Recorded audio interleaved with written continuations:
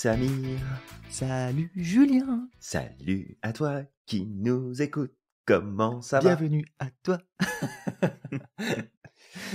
Bienvenue à toi dans ce nouvel épisode de la Systémique du Bonheur. Alors, comme chaque semaine, aujourd'hui, on te vient avec un tout nouveau sujet. Julien, de quoi on va parler?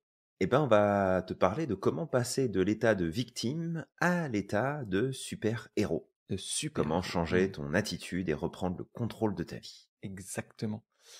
Alors, peut-être de commencer, Julien, d'expliquer c'est quoi en fait la victime.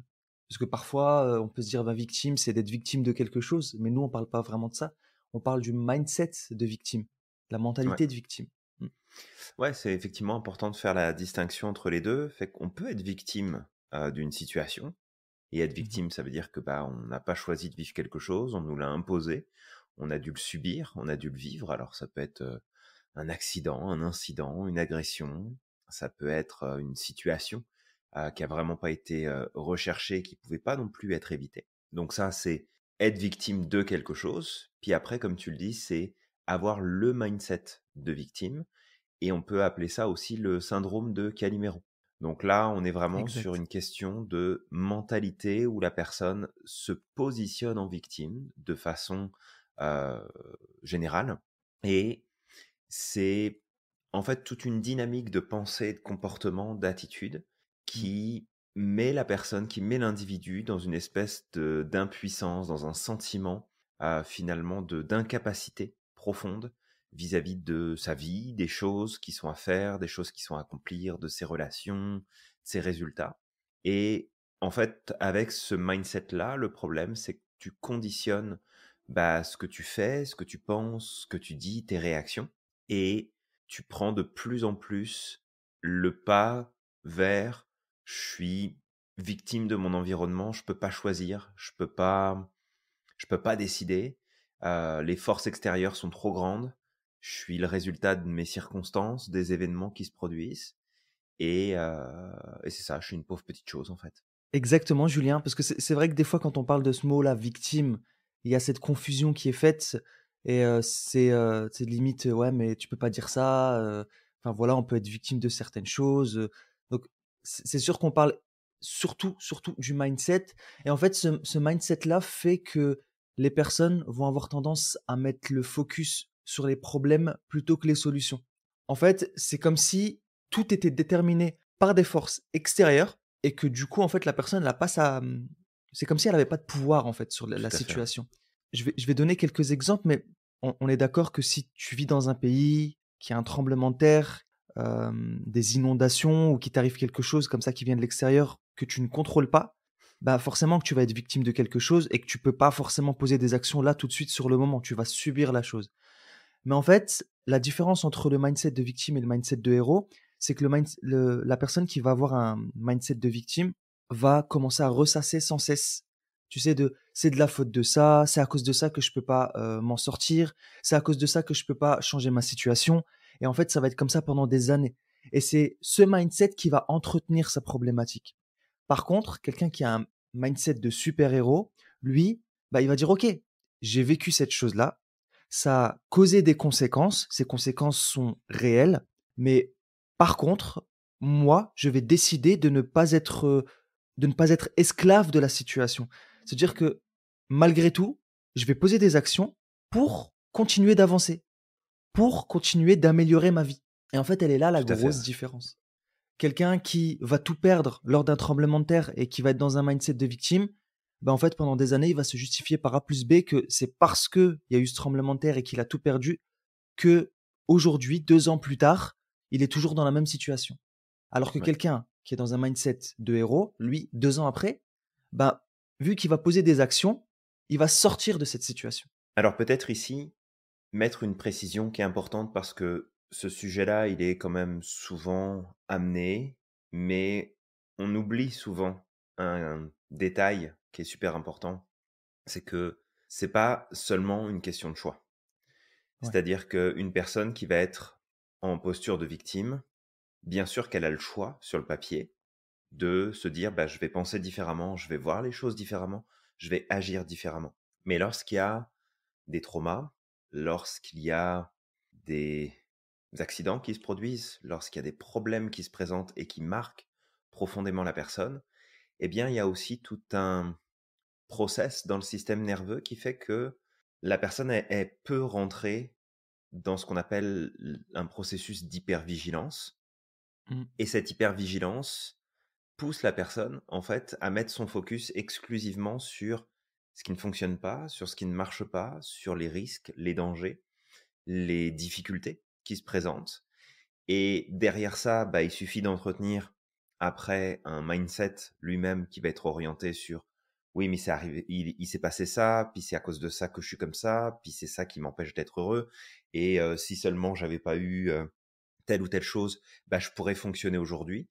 Et même si encore une fois, il y a le côté prends une décision, fais les choses différemment, il y a aussi tout le système en fait qui joue contre nous dans ces situations-là parce que bah, si on n'est pas accompagné et qu'on essaye de gérer ça tout seul, il y a des chances en fait que ça ne fonctionne pas, Bien sûr. tout Mmh. simplement. Mais ce qui est sûr, c'est que tu n'es pas victime des circonstances.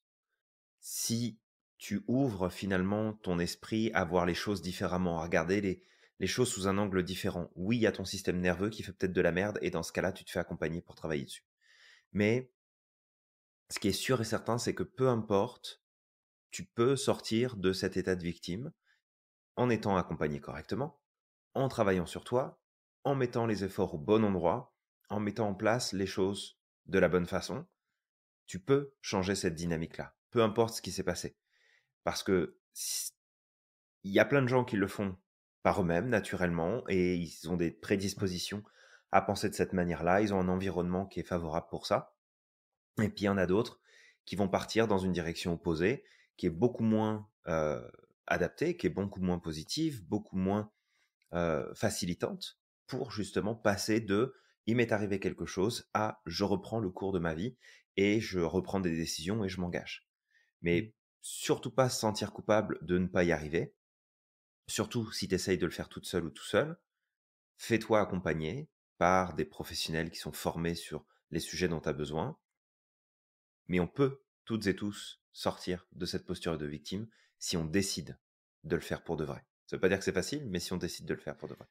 C'est ça et on le fait tous, hein, on a tous des phases où pendant peut-être, quelques minutes, pendant, un petit moment, on va peut-être penser en victime, mais comme tu dis Julien, il y en a qui vont avoir besoin d'accompagnement sur le long terme.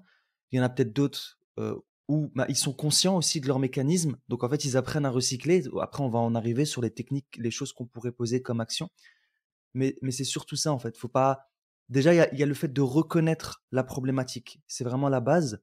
Tout à fait. Et aussi, en fait, mindset de victime, il peut venir de plein de choses, hein. Il peut venir de croyances limitantes, comme tu disais, Julien, de l'éducation, de l'environnement dans Mmh. lequel tu es. Ça peut être des traumas, ça peut être un automatisme. Tu sais, à force, au fur et à mesure du temps, à force de se comporter toujours de la même manière, le cerveau fait un raccourci et il y a un pattern qui s'installe et du coup, bah, automatiquement, tu vas penser de cette manière. Et comme tu disais, le syndrome d'hypervigilance. Donc ça, c'est hyper intéressant. Et aussi la conséquence, c'est quoi? Bah, en fait, c'est que bah, ça va empêcher la personne de se réaliser, ça va empêcher la personne d'apprendre à dépasser ses craintes, d'avoir confiance en soi et aussi ça va avoir un impact sur son bien-être mental et émotionnel et ça peut être une cause d'anxiété et de dépression. Parce que, c'est à force de te dire qu'en fait, ta vie peut pas changer parce que dans le passé, il s'est passé telle chose et que de toute manière, ce sera toujours la même chose, bah, tu vois, ça te permet pas justement d'avancer, de t'épanouir, parce que tu te bloques constamment.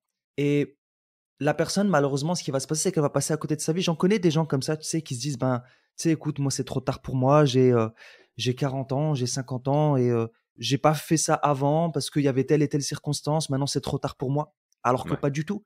Si on regarde autour de nous, il y a des exemples. Il y a des gens, par exemple, qui disent, bah, moi, c'est trop tard, j'ai toujours rêvé de faire des études, maintenant c'est trop tard pour moi. Je connais des gens qui ont repris leurs études à 60 ans. C'est un Bah ouais, exemple.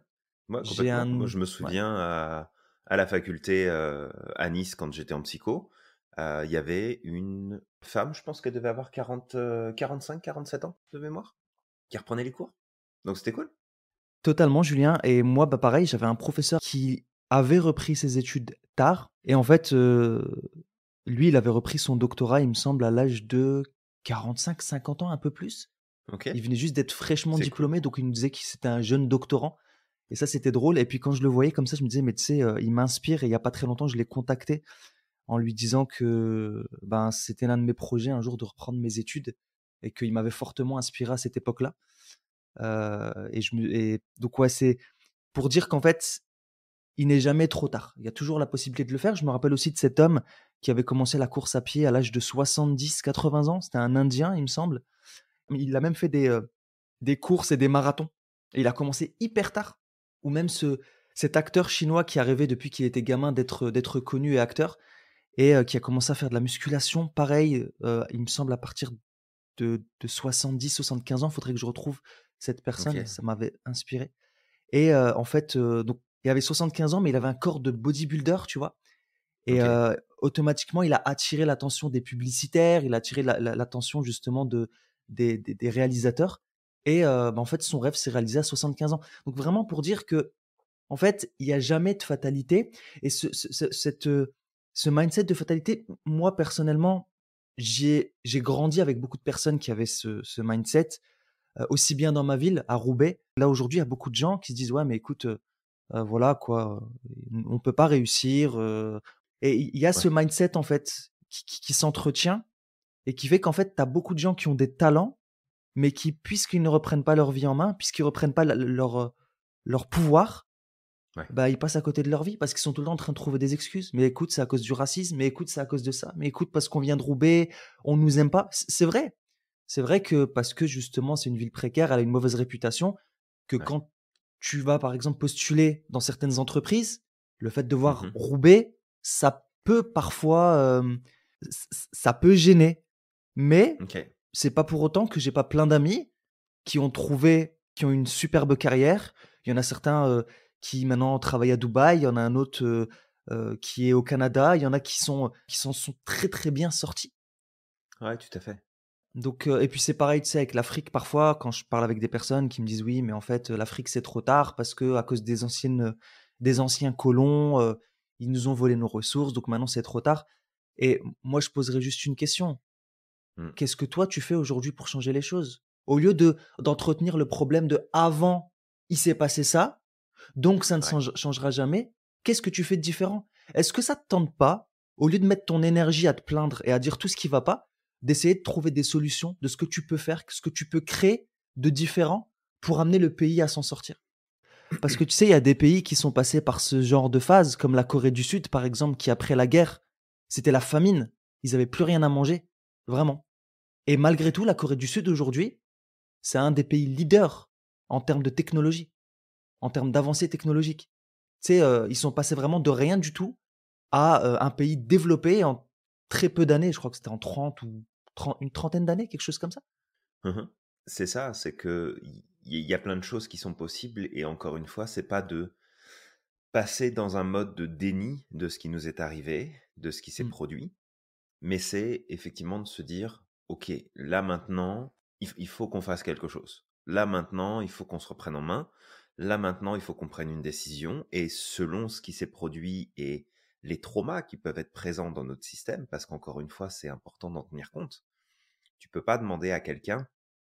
Tu sais, tu peux pas dire à quelqu'un qui est dans une dépression profonde: «Écoute, bouge-toi le cul, tu me fatigues, prends ta vie en main et passe à autre chose». totalement, ouais. Parce que Non, mais même si la totalement. personne, elle en a envie profondément, son Mmh, système, il est pas prêt à faire ça.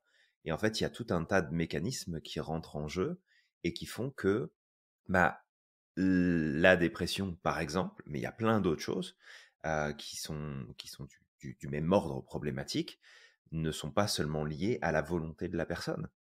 Et il y mmh. a d'autres, tu sais, c'est comme si tu disais à quelqu'un qui était en fauteuil roulant: «Écoute, tu me fais chier avec tes roues là, Oui, lève-toi et oui, marche, quoi». Enfin, c'est c'est à un sûr. moment donné, c'est OK, allume, allume. Là, le système, il peut pas le faire. Fait que c'est pas que la personne ne veut pas, c'est qu'il peut pas le faire.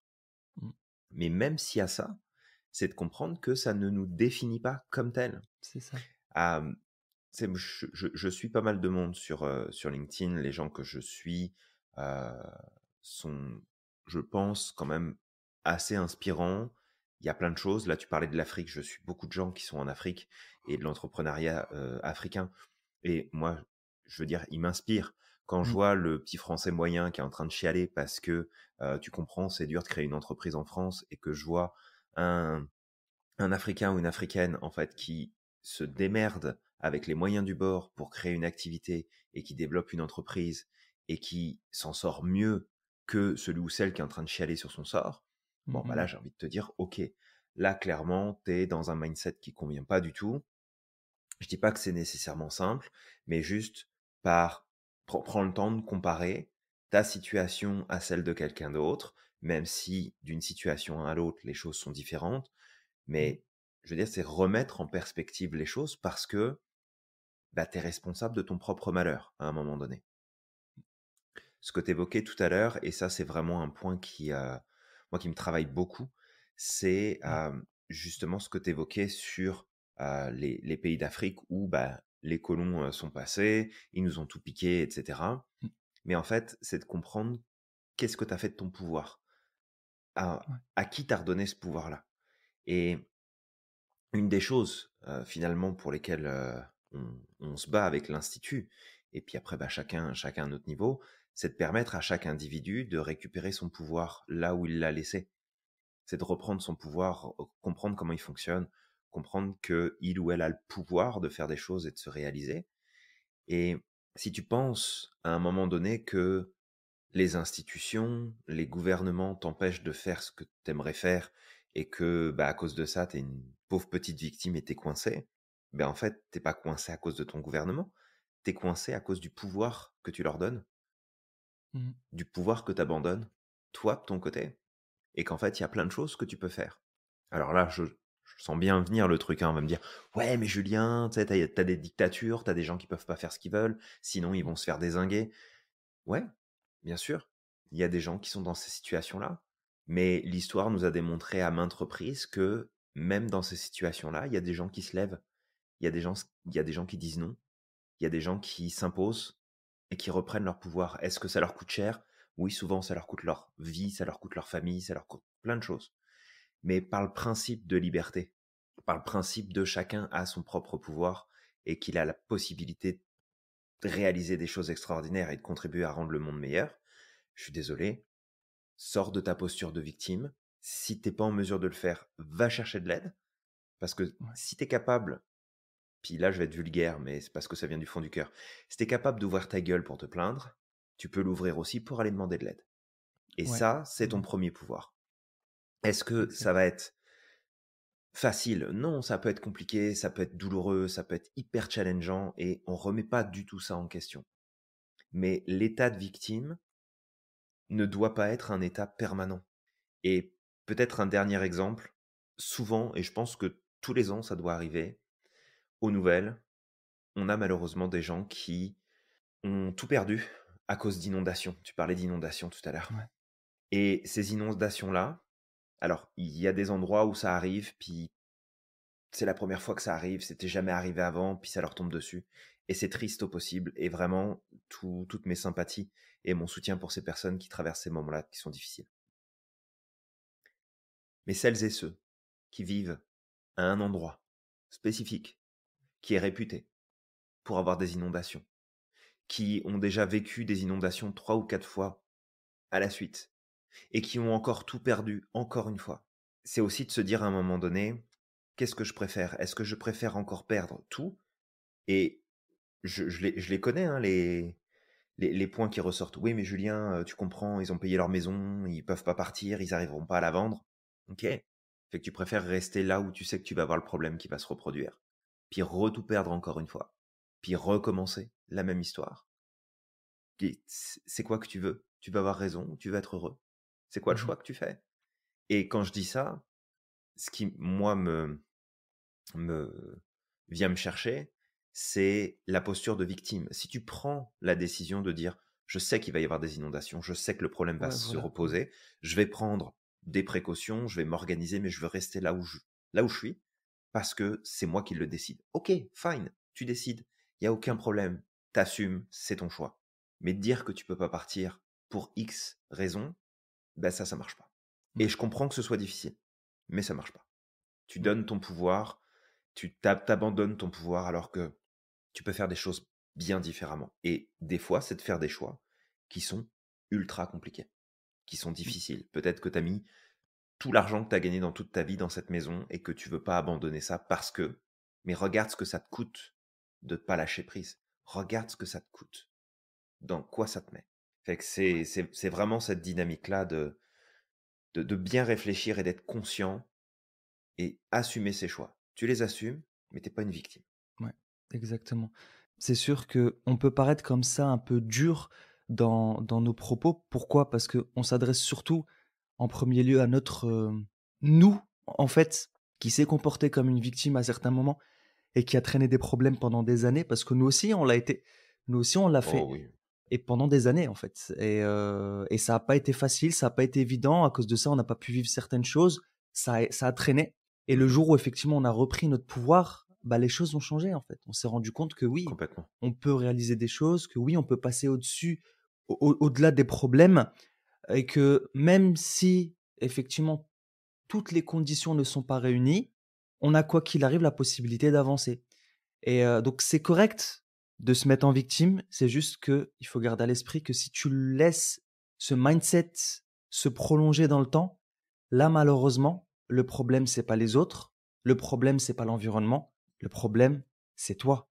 Quand je dis c'est toi, c'était stratégie, c'était Ouais, croyance, c'était pensée. Parce que c'est toi qui les entretiens au fur et à mesure du temps. Tu peux décider de dire bah non, stop. Je sais qu'il y a une difficulté, mais je vais avancer. ouais. Et je vais dire un truc et puis après on va peut-être passer justement, aux autres points, mais quand j'étais gamin, bah, je l'ai dit, j'ai grandi à Roubaix, je suis venu à la base d'Algérie, puis j'ai grandi à Roubaix. Je me rappelle ce jour où je suis parti dans un magasin pour faire un stage. C'était un stage à la base d'informatique, mais j'ai été amené à faire de la vente et il y avait ce manager qui était là et en fait, il m'avait dit quelque chose, je l'avais pas compris à cette époque, d'accord? Ouais. Alors je l'ai compris, mais je l'ai pas accepté, mais je pense qu'il avait énormément raison, il y avait une sagesse derrière ce qu'il disait. Depuis que je suis gamin, on me disait: «Mais toi, puisque tu es étranger, tu vas devoir travailler 2 fois plus que les autres» et je vais le Ouais. dire, oui, j'ai dû travailler 2 fois plus que les autres.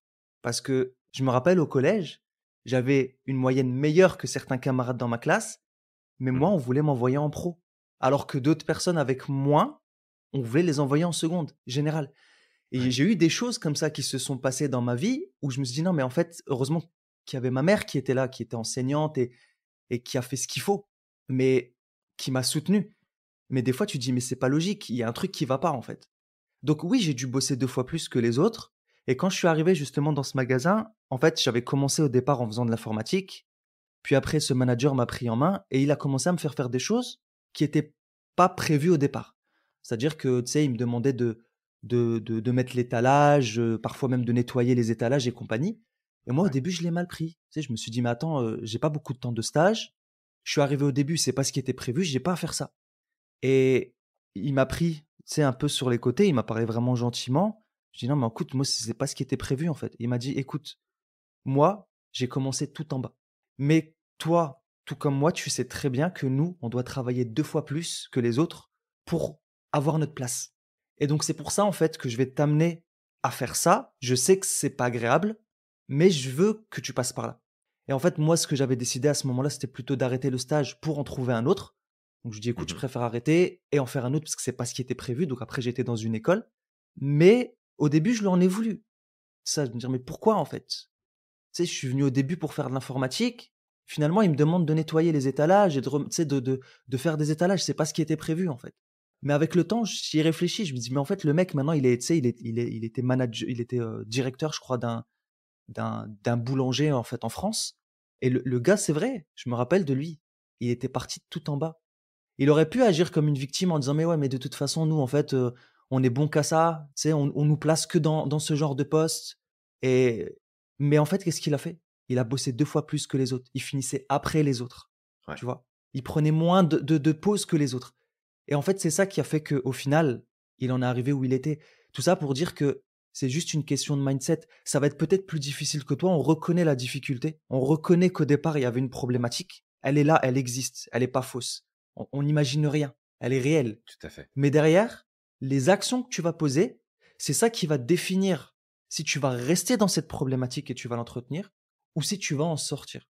Et c'est Ouais. surtout ça, et tu parlais de l'entrepreneuriat en Afrique, mais après j'arrête, on va peut-être passer sur les actions qu'on pourrait poser.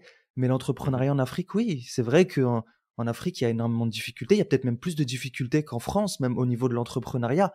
Mais malgré tout, je vois des gens qui font des choses extraordinaires, en fait, avec le peu de moyens Complètement, qu'ils ont. Ouais. complètement. Et tu sais, Donc, on fait la comparaison, mais en France, il y a des gens qui font des choses extraordinaires. oui, oui, oui, bien sûr. J'en suis plein là, et c'est comme waouh, vraiment. Ils Les gens font, vont pas être contents après quand ils vont écouter notre podcast. ils font des choses extraordinaires. Et tu te souviens la psychologue qu'on avait croisée durant notre voyage de découverte qu'on a fait avant d'organiser notre croisière PNL qui se tient Ouais. là dans quelques semaines, hein, ça va aller vite hein, d'arriver jusque-là. Elle était incroyable parce que elle met plein de trucs en place pour les femmes qui sont incarcérées. Mmh. Elle était au Oui, oui, oui. Brésil, je crois, hein. C'était le Brésil ou c'est Mexique. Mexique, Mexique. c'est ça, Mexique. Ouais. Et et c'est incroyable en fait tout ce qu'elle met en place, alors que les moyens sont limités, alors que, il y a plein de choses qui sont compliquées là-bas finalement. Mais elle passe à l'action, elle les accompagne, elle les aide à reprendre le dessus. Et enfin, je veux dire, il y a des gens qui sont juste magiques là, qui sont à travers le monde, qui font des choses extraordinaires, et on n'est pas au courant du millième de ce que les gens accomplissent parce qu'on met pas notre focus là-dessus. Mais c'est vraiment, on a le pouvoir qui nous appartient, il est à nous, et à partir de là, c'est qu'est-ce qu'on en fait, comment est-ce qu'on l'utilise? Est-ce qu'on l'abandonne? Est-ce que on le reprend en main? Qu'est-ce qu'on en fait? Vraiment. Ouais. Bah, voilà, je pense qu'on a fait le tour, là-dessus et toi qui nous écoutes, si tu n'es pas d'accord, tu as totalement le droit de ne pas l'être. D'accord? Nous, on te partage notre point de vue, on te partage un peu notre expérience de vie, on te partage aussi l'expérience de nos clients et de nos élèves qu'on a eu dans l'institut, Mmh. qui ont, suivi des coachings et qui ont réalisé des choses extraordinaires, hein. On peut parler de plein de monde. Il y en a qui nous ont vraiment épatés et on sait que c'est Ouais, possible. On sait que le pouvoir nous appartient. Il y a une part potentielle de destinée, mais la destinée, elle définira pas le fait que, en fait, que c'est fini pour toi. La destinée, c'est peut-être des événements qui vont arriver dans ta vie, mais mmh, derrière, ce qui va donner de la valeur à ce qui t'est arrivé ou ce qui va définir si cette chose est bonne ou mauvaise, ça va être les actions que tu vas poser. ouais, C'est juste ça. C'est-à-dire qu'il y a une part de destinée, mais il y a aussi une part dont tu es responsable, c'est les actions que tu vas mener. Après, il y a des possibilités, c'est-à-dire la priorité, la première chose à faire, c'est déjà de reconnaître qu'on a le mmh, pouvoir de changer les choses. Ça, c'est vraiment la tout à base. fait. C'est l'étape la plus difficile, vraiment. Une fois que tu as reconnu, bah, ça va te permettre de passer de l'inconscience à la conscience. C'est-à-dire que tu vas remarquer beaucoup plus souvent ton schéma de pensée. Quand tu vas commencer à tomber dans ce mindset, tu vas le remarquer beaucoup plus facilement. Garde à l'esprit aussi que tu as toujours le choix, celui d'entretenir ton problème ou celui d'en sortir avec des actions concrètes. Maintenant, les actions que tu peux poser, ça dépendra effectivement de ta situation. Tu sais, comme disait Julien, il y a des personnes qui vont avoir besoin d'aide, il y en a d'autres qui Mmh. pourront potentiellement s'en sortir tout seuls en posant d'autres types d'actions. Si tu as besoin d'aide, bah, ça va être de te faire accompagner. Quand je parle Ouais, de te faire accompagner, bah, potentiellement, ça pourrait être d'aller voir un thérapeute si tu en as besoin. Ça peut aussi être d'aller voir un coach qui va t'aider. Alors lui, ça va pas être un thérapeute, mais lui va t'aider à aller vers l'accomplissement de tes objectifs. tout à fait, ouais. Donc, ça pourrait être une des solutions, mais en tout cas, de ne pas rester seul. Complètement. Mais c'est ça, c'est vraiment important, c'est d'avoir l'honnêteté, la franchise, de se dire: «OK, là, je peux pas y arriver seul, donc je vais aller chercher de l'aide», et il y a vraiment pas du tout de mal à ça. Et en fait, c'est le titre de ce podcast, c'est de passer de victime à héros. Si on regarde les héros ou les héroïnes, peu importe, Mm. ils sont jamais seuls. Ils ont Ouais, toujours un guide, une guide. Il y a quelqu'un qui est à leur côté, une personne ou plusieurs, qui sont là pour les soutenir, pour les guider, pour les amener à réfléchir différemment, pour se réajuster. Un héros n'est jamais seul, quoi qu'il arrive. Et tu peux chercher dans n'importe quelle histoire, il y a toujours un guide qui vient avec le héros ou l'héroïne, tout le temps. ouais, Et que toi, tu ne pourras pas devenir le héros de ta vie ou l'héroïne de ta vie si tu t'acharnes en fait à rester seul, parce que bah, seul, tu iras pas aussi loin qu'en étant accompagné. Et puis il y a l'adage qui le dit très bien aussi. mm, Fait que reconnais que tu as du pouvoir. Comme dit Samir, pose des actions qui sont concrètes. Fais en sorte de t'organiser, de prendre des décisions, de poser des choses qui sont différentes. Et n'aie pas peur de tester des choses. Tout ne fonctionnera peut-être pas, et c'est OK, mais teste, applique, vois ce qu'il en est, parce que ça va te donner l'opportunité, en fait, d'avancer dans la bonne direction. Ça va te donner l'opportunité de progresser vers une vie différente, des résultats qui sont différents. Et même si tu te trompes en cours de route, fais attention à ton mindset pour pas que tu repartes dans l'idée de ah bah encore un truc qui marche pas, de toute façon si j'y arrive pas, c'est à cause d'eux. Surveille ton discours parce que ce que tu tiens comme discours à l'intérieur de toi, ça te conditionne énormément sur les résultats que tu peux obtenir, sur ce que tu vas mettre en place. Souvent, tu sais, on se dit: «Ah ouais, mais bon, c'est juste le fait de le dire, c'est pas ça qui va changer ma vie». Si, ça va changer ta vie. Ouais. Changer ton discours va changer ta vie parce que ça vient structurer comment est-ce que tu réfléchis, comment est-ce que tu penses, comment est-ce que tu analyses la situation, quel sens tu donnes aux choses. Ça agit en profondeur, ton discours intérieur, il est super important. Le discours même que tu tiens verbalement, il est super important. Mmh. Donc peut-être l'autre point pour aller plus loin maintenant, c'est sois sympa avec toi-même. Ouais. Fais preuve de bonté vis-à-vis de toi, parce que bah, si tu es passé par des moments qui ont été difficiles, des moments qui ont été éprouvants, si tu es passé par des situations traumatiques et que tu en ressens encore les effets aujourd'hui, bah, c'est encore une fois de pas te taper dessus parce que tu avances pas aussi vite que tu voudrais. Mmh. Parce qu'en fait, tu fais que augmenter ton hypervigilance, tu fais que augmenter la souffrance que tu vis, et ça sert strictement à rien, ça t'aide absolument pas. Fait que c'est vraiment de poser un pied devant l'autre, d'y aller tranquillement et applique le Kaizen. On en a déjà parlé, on avait fait, je pense, un podcast sur le sujet ou en tout Ouais, cas, on on avait en a passé fait, du ouais. temps dessus. Applique le Kaizen, applique le j'y vais progressivement, applique le l'amélioration par itération. Ça veut dire que tu pars de là où tu es, tu avances, tu regardes ce que ça t'a amené, puis tu améliores encore, puis tu améliores encore, puis tu améliores encore. Mmh. 1% par jour. Nous, on est beaucoup dans ce principe d'1% par jour. D'ailleurs, dans les groupes de coaching qu'on a, systématiquement, c'est OK, on a une règle, on va vous accompagner là pendant l'année qui vient, on va se voir régulièrement, on va travailler sur plein de sujets, mais c'est du 1% par jour. Mmh. Vous y allez à votre rythme, vous y allez avec ce qui est accessible pour vous. Et oui, ça paraît pas grand-chose, mais 1% par jour, c'est énorme. Le changement, il va juste aller en augmentant de plus en plus parce que ça va être exponentiel. Parce Ouais. que le 1% que tu fais aujourd'hui, il est plus que le 1% d'hier, puisque tu as déjà progressé d'1% hier. Fait que Mmh. tu démultiplies ta progression et petit à petit, tu vas reprendre finalement ton pouvoir. Il y a cet exemple qui me revient, justement, et on en avait déjà parlé, mais j'aime beaucoup cette histoire. C'est aux États-Unis. Il y a eu un des plus grands incendies, je crois que c'était à Chicago, il me semble, de Chicago, il y a mémoire. eu un énorme incendie, ouais. Ouais. Il y avait eu un énorme incendie et quasiment toute la ville était passée au feu. Et en fait, suite à cet incendie énorme, bah, les habitants partaient, les commerçants partaient parce que bah, ils avaient tout perdu. Et il y a un monsieur en particulier qui s'appelle Marshall et qui a dit: «Mais non, moi je pars pas en fait, parce que ma vie elle est Ouais. ici. Et oui, tout a brûlé, mais on va tout recommencer, c'est pas grave, on va reconstruire différemment». Et en fait, il a fait partie des pionniers de ceux qui ont rebâti finalement la Mmh. ville et qui, en plus, bah, ça a développé les affaires et c'est devenu une une activité importante. Mais c'est vraiment de se dire: «OK, j'ai subi quelque chose, j'ai vécu un trauma, j'ai vécu une expérience difficile. Qu'est-ce que je décide d'en faire? C'est quoi le sens que je donne à tout ça?» Mais j'y vais aussi avec de la reconnaissance de ma situation. Je reconnais que ça n'a pas été simple. Je reconnais que ça a été souffrant. Je reconnais qu'aujourd'hui, j'ai bah, de l'appréhension, j'ai des peurs, j'ai des sensations désagréables dans le corps qui me freinent de là où j'aurais envie d'aller. Ouais. Mais reprendre son pouvoir, c'est vraiment la première clé pour qu'il y ait un changement qui se produise. Et je pense qu'on l'a déjà dit, mais je le redis, c'est pas grave, ça permet de faire rentrer ça en profondeur dans notre tête.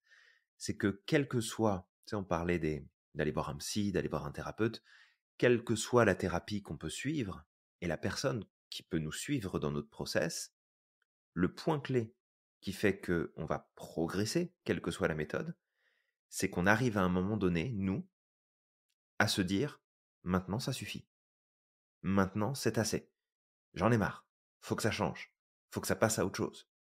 Et dans ces moments-là, qui sont parfois des moments de détresse profonde, et en fait, on a ce qu'on appelle, nous, un passage de seuil qui se fait, et c'est là que tu le reprends ton pouvoir. Parce que ça suffit, en fait. Ça Ouais. suffit d'être coincé, ça suffit d'être bloqué, ça suffit de pas aller vers ce qu'on veut, ça suffit de vivre dans une condition qui est pas acceptable. Et là, il se passe quelque chose, là, il y a un changement qui se fait. Mais c'est pas en se tapant dessus, c'est en reconnaissant qu'il y a des choses qui sont difficiles. C'est pas en se comparant en permanence, c'est en prenant des décisions et en passant à l'action. C'est Mmh. c'est tout un tas de processus qui, certes, ne sont pas simples, mais c'est de reprendre en main les choses. Tu parlais d'une expérience tout à l'heure, Samir, puis je te laisse la suite après. Ouais, Tu t'inquiète. parlais de tes expériences, et oui, on a toutes et tous eu à un moment donné dans notre vie cette posture de victime. Moi, je l'ai eu pendant très longtemps, et j'ai plein de souvenirs qui me reviennent en tête de mon enfance, de mon adolescence, où finalement, mais j'étais un putain de Calimero, quoi.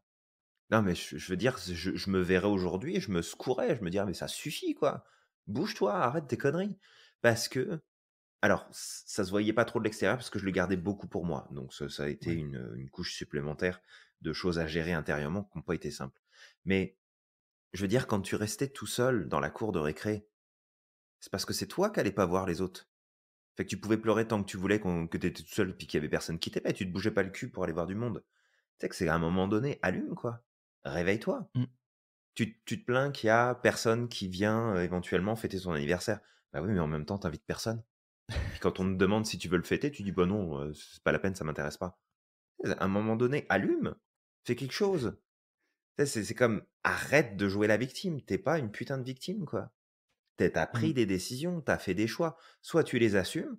Alors, à cette époque-là, je comprenais pas tout de ce qui se passait à l'intérieur de moi, de ce que je ressentais, de, ma différence de fonctionnement par rapport aux autres. Donc maintenant, il y a toute cette clarté-là, et c'est beaucoup plus simple de comprendre ce qui se passe. Mais c'est de dire à un moment donné: «Waouh! Ah, si j'avais continué dans cette voie-là, bah, en fait, je sais pas où je serais là aujourd'hui, et sûrement que ma vie, elle serait pas extraordinaire».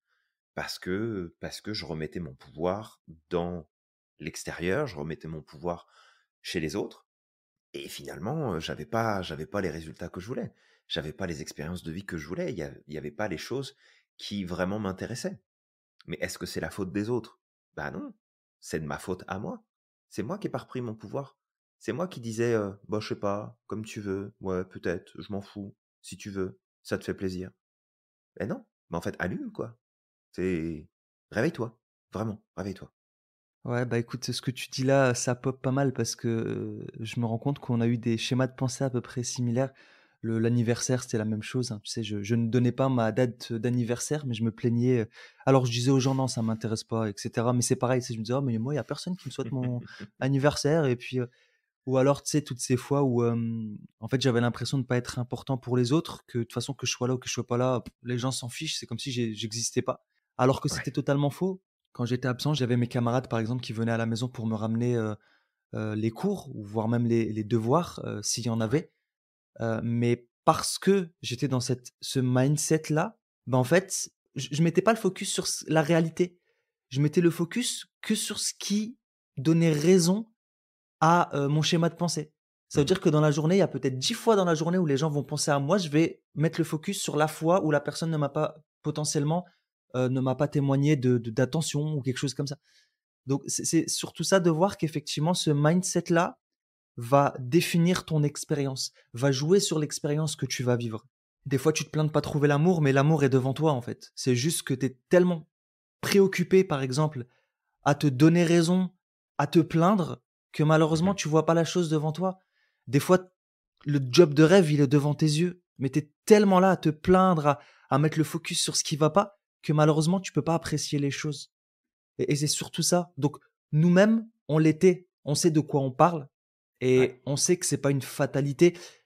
Et parce que ça nous a fait du mal, parce qu'on s'est rendu compte de la différence, je serais pas là aujourd'hui si j'avais encore ce mindset. Je serais pas aux États-Unis si j'avais encore ce mindset. J'aurais pas fait ça. J'aurais pas Ouais, osé en fait passer le pas. Je serais pas dans l'entrepreneuriat. J'aurais pas fait cette reconversion professionnelle. C'est ce changement qui m'a permis aujourd'hui d'avancer. Et c'est pas facile. Et c'est pas facile. Tu sais, tous les jours, je me confronte à des difficultés. Mais ces ouais, difficultés, c'est de la stimulation. Je me rends compte que j'avance, que tout est possible, que je peux me dépasser. Et tout ça, je veux dire que cette difficulté au quotidien, elle est mieux vécue. Elle est source de satisfaction. Alors que quand je me plaignais, cette difficulté, elle était source de frustration. Donc voilà, apprends aussi à recycler. C'est-à-dire que dès que tu vois cette pensée négative, apprends à dire, ah, j'ai cette pensée négative, je vais recycler ça. De dire, ok, je suis en train de penser comme une victime, qu'est-ce que je peux faire de différent? mmh, Sur quoi j'ai du pouvoir et sur quoi j'en ai pas? tout Vraiment à fait. de se poser ces questions-là. Et aussi de te poser cette question, qu'est-ce que je désire vraiment? Est-ce que je désire sortir de ma problématique? Ou est-ce qu'au contraire, tu veux te justifier par A plus B que bah, en fait, tout est contre toi et que tu peux pas changer les choses? Aussi peut-être, c'est que garde à l'esprit que ça va te prendre du temps et que comme Julien l'a dit, il va falloir faire preuve de bonté vis-à-vis de soi-même et qu'en fait ce chemin, ça va être un cheminement. Quand tu as appris à marcher, pour apprendre à te tenir en équilibre, il a fallu que tu tombes plusieurs fois. Tu t'es levé, t'es tombé, puis tu t'es levé, puis tu es tombé, jusqu'à trouver cet équilibre. Donc, si tu retombes dans tes schémas de pensée, ne t'en veux pas. Ça fait partie du cheminement. Il va te falloir du temps. Mais le tout, c'est de poser des actions. Et le tout, c'est de persévérer. La persévérance, ça va être la force dont tu vas avoir besoin pour changer ta vie. Exact, Samir. Bah, super, merci pour ces partages-là. Et comme tu dis, un pas à la fois, on tombe, on se relève. C'est OK. Le tout, c'est de continuer de progresser. On cherche la progression. Voilà, peut-être la dernière chose que j'aimerais ajouter avant qu'on arrête, apprends à célébrer les moments où tu prends conscience de tes défaillances et que tu essayes de recycler. À chaque fois que tu te rends compte, tu dis: «Ah, là, je suis dans un mindset victimaire». À chaque fois que tu le vois, que tu arrives à mettre le doigt dessus, célèbre. Dis-toi que c'est Mmh. parfait. Ça veut dire que le changement est en cours. Super, Samir. Bah, merci pour tout ça. Je pense qu'on a fait le tour. Donc, toi qui nous écoutes, eh bien, comme d'habitude, on va t'inviter à nous laisser un commentaire, à liker, à partager, à t'abonner aussi à ce podcast si c'est pas déjà fait. Et Ouais. puis, on va te retrouver très prochainement avec un nouveau sujet. Avant de te laisser, on aimerait te dire de croire au maximum en ton potentiel et de ne pas oublier d'être extraordinaire chaque jour. Absolument. N'oublie pas non plus à quel point tu es magique et que tu as le pouvoir de réaliser absolument tout ce que tu veux. Alors on te dit à la À la prochaine. prochaine.